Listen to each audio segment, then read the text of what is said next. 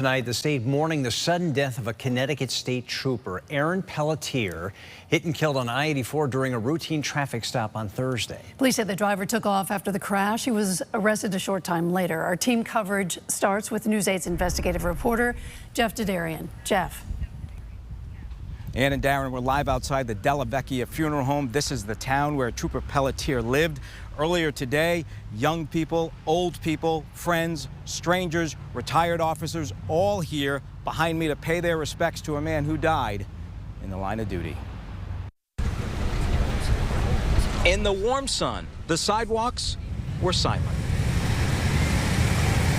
The body of Trooper First Class Aaron Pelletier makes its way to the funeral home. Onlookers who just wanted to say they're sorry quietly in their own private thoughts. Dozens of officers escorting their fallen brother, a 9-year veteran killed in the line of duty yesterday during a routine traffic stop for someone not wearing a seatbelt. I-84, 2:36 p.m. Police say he was hit by a driver who didn't stop. Did you know Trooper Pelletier at all? I didn't know him personally, but I knew him because he lived in town here. Okay. And it's just a tragedy. Canines lined the street as well. Trooper Pelletier, part of that special group too. His dog with him yesterday on the highway when tragedy arrived. We're told the dog is okay. At the scene this morning, look off in the distance where the trooper was hit. 2 bunches of flowers placed gently at the scene. And at this nearby overpass, flowers, a note saying, quote, "God bless you, Aaron, and your family. Love, DT." Back at the funeral home, what did you think when you heard the news yesterday? Devastation, hurt, unnecessary. Prior to being a trooper, Pelletier worked as a corrections officer and held a variety of specialized assignments during his state police career. He was part of the Emergency Services Unit, and he earned the title Trooper First Class after completing 7 years on the job. Known as a cop's cop, loved the job. And for many watching, there are no words. Takes your breath away. Yeah, it did. Took my breath away. And it was great to see the support. Really. Sad, right? It's a sad thing, yeah.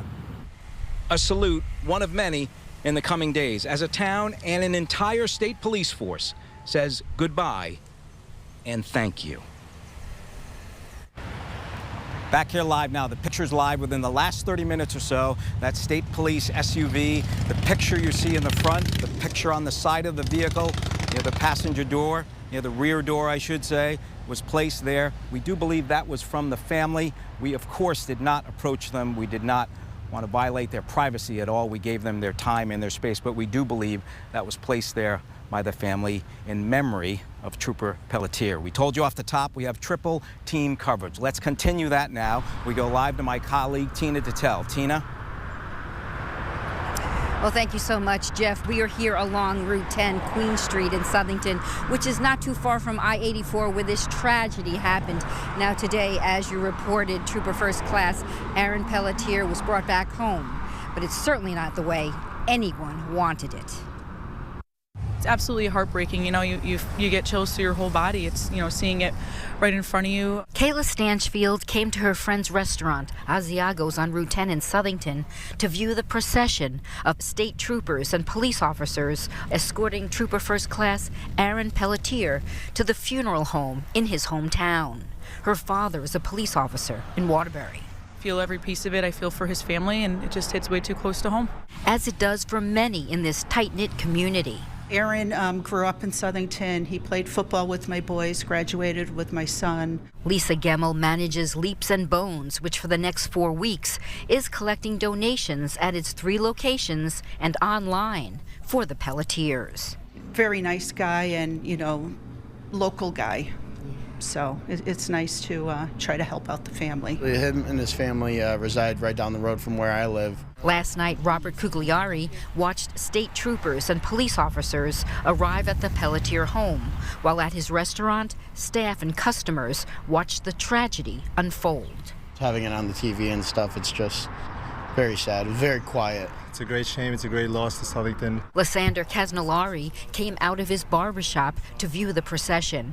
Inside, he has a collection of patches from the many police officers who are his clients. I like to display my support for them and the great job that they do for our community. The chairman of the town council sent out a message to residents about this loss of one of their own. Let us wrap our collective and supportive arms around the Pelletier family as they try to make sense and cope with this tragic event.